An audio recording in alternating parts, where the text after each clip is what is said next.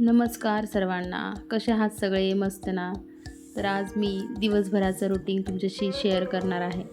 तर व्हिडिओ पूर्ण पहा. व्हिडिओ आवडल्यास लाईक, शेअर, सबस्क्राईब करायला विसरू नका. तर आज होता शेवटचा मार्गशीर्ष गुरुवार. त्यासाठी खाली गेले. देवीसाठी लागणारे सगळे साहित्य घेतले, जसं की 5 फळे, देवीसाठी लागणारे विड्याची पाने, फुलं, वेणी. आज शेवटचा गुरुवार असल्यामुळे मुलींना देण्यासाठी केळी, महालक्ष्मीची पुस्तके हे सर्व साहित्य घेतलं आणि घरी आले. त्यानंतर मुलीचं स्कूल असतं, त्यामुळे तिचं अगोदर आवरून द्यावं म्हटलं. तिच्यासाठी खिचडी टिफिनला पाहिजे होते तिला, त्यासाठी अगोदर खिचडी परतून घेतली. ती बोलली मला आज खिचडीच पाहिजे टिफिनला. चला तर माझं काम हलकं झालं खिचडी म्हटल्यावरती. तिच्यासोबत मलाही बनवली. तिच्याशी बोलत बोलत खिचडी परतून घेतली. तिचं चाललेलं मम्मी बटाटा टाकू नकोस, बटाटा नाही टाकला त्याच्यामध्ये. तिचे चाललेल्या स्कूलच्या गप्पा, हे असं ते तसं. मुलांना खिचडी म्हटलं की टिफिनला खूप आवडते. ते कधीतरी असतो ना पदार्थ.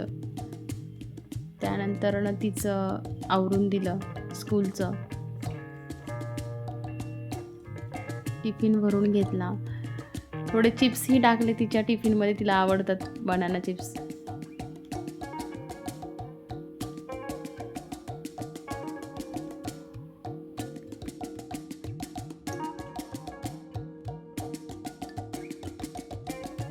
आता ती गेल्यानंतर मला एकच काम होतं, पूजा मांडायची. पटकन पटापट सगळं आवरून घेतलं. पूजाचं साहित्य साईडला केलं. मी ही अशा प्रकारे पूजा मांडते. तुम्हालाही अशी आवडत असेल तर नक्की लाईक, शेअर, सबस्क्राईब करा. मला ही पूजा खूप आवडते मांडायला. मार्गशीर्ष महिन्यातली महालक्ष्मीचं व्रत करायला मला आवडतं. त्यानंतर दिवा धूप दाखवला. पूजा मांडून झाली. त्यानंतर आणि पुस्तक वाचून घेतलं. महालक्ष्मी व्रतचं हे पुस्तक वाचून झाल्यानंतर आपली काही कामं संपतात का? दिवसभर चाललेलंच असते.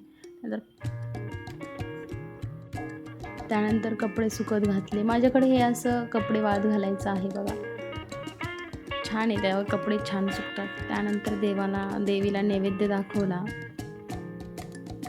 मी स्वतः खाऊन घेतलं फराळ. त्यानंतर संध्याकाळची तयारी. संध्याकाळी मुलींना जेवायला बोलवलं. त्यांच्यासाठी मी खीर बनवली होती, शेवयाची खीर. मुली काही जास्त खात नाही, आज खूप जणांकडे असतं जेवण त्यांना, त्यामुळं शेवयाची खीरच बनवावं म्हटलं. मुलींना माझ्या हातची शेवयाची खीर खूप आवडते, त्यामुळे मी नेहमी ज्यावेळेस जेवण बनवते त्यावेळेला त्यांना आहे ना शेवयाची खीर ही बनवते. त्यांना ही खीर मनापासून खातात, आवडीने खातात. त्यानंतर त्यांचं पूजा करून घेतली. केळी आणि महालक्ष्मीचं पुस्तक देऊन त्यांची थोडीशी सेल्फी काढली, व्हिडिओ काढल्या. आणि माझा व्हिडिओ तुम्हाला आवडला असेल तर नक्की लाईक, शेअर आणि सबस्क्राईब करायला विसरू नका. बाय.